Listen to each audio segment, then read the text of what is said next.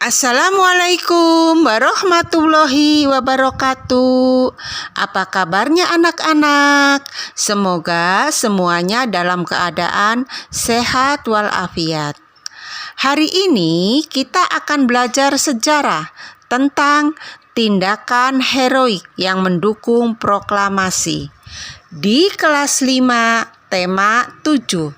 Sebelum lanjut ke materi, jangan lupa subscribe dan tekan tombol notifikasinya, like dan komen supaya tidak ketinggalan video berikutnya. Tindakan heroik mendukung proklamasi. Usaha menegakkan kedaulatan terjadi di berbagai daerah dengan tindakan heroik di berbagai kota mendukung proklamasi kemerdekaan Indonesia. Berikut tindakan heroik mendukung proklamasi di berbagai daerah di Indonesia. Peristiwa heroik di Yogyakarta.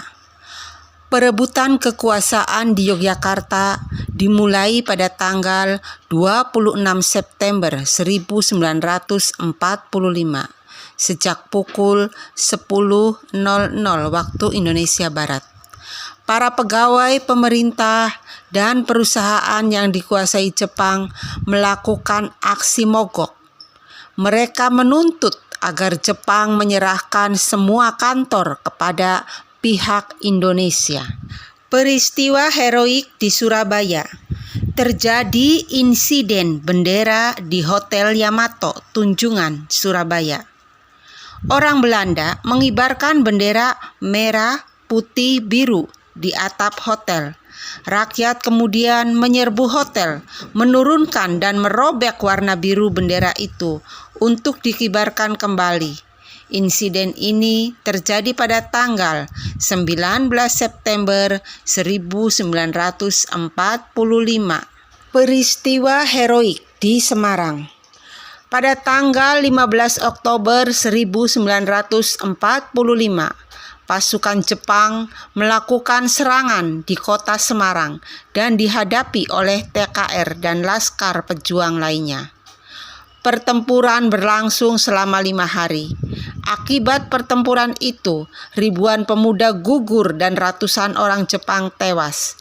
Untuk mengenang peristiwa itu, di Semarang didirikan Monumen Tugu Muda. Peristiwa heroik di Aceh. Pada tanggal 6 Oktober 1945, para pemuda dari tokoh masyarakat membentuk Angkatan Pemuda Indonesia atau API. Anggota API kemudian merebut dan mengambil alih kantor-kantor pemerintahan. Di tempat-tempat yang telah mereka rebut, para pemuda mengibarkan bendera merah putih dan berhasil melucuti senjata tentara Jepang. Peristiwa heroik di Bali. Pada bulan Agustus 1945, pemuda Bali membentuk organisasi Angkatan Muda Indonesia atau AMI dan Pemuda Republik Indonesia atau PRI. Upaya perundingan untuk menegakkan kedaulatan Republik Indonesia telah mereka upayakan, tetapi pihak Jepang selalu menghambat.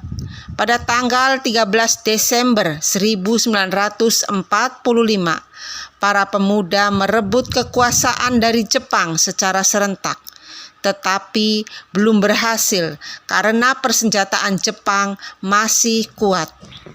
Peristiwa heroik di Sumbawa. Bentrokan fisik antara pemuda dan Jepang terjadi di Gempe, Sape, dan Raba. Peristiwa heroik di Kalimantan. Rakyat Kalimantan juga berusaha menegakkan kemerdekaan dengan cara mengibarkan bendera merah putih, memakai lencana merah putih, dan mengadakan rapat-rapat. Namun kegiatan ini dilarang oleh pasukan sekutu yang sudah ada di Kalimantan.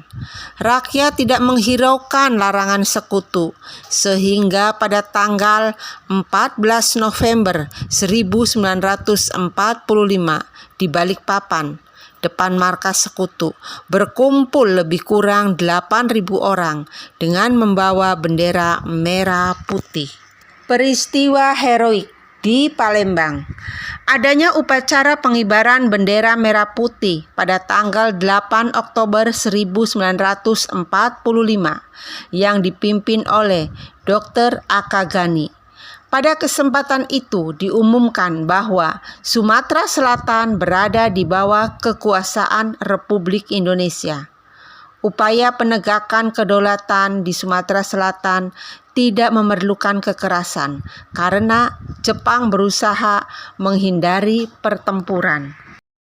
Peristiwa heroik di Makassar. Gubernur Sam Ratulangi menyusun pemerintahan pada tanggal 19 Agustus 1945. Sementara itu, para pemuda bergerak untuk merebut gedung-gedung penting seperti stasiun radio dan tangsi polisi. Demikian tadi sejarah tentang tindakan heroik yang mendukung proklamasi. Sampai jumpa pada pembelajaran berikutnya. Ibu ucapkan wassalamualaikum warahmatullahi wabarakatuh.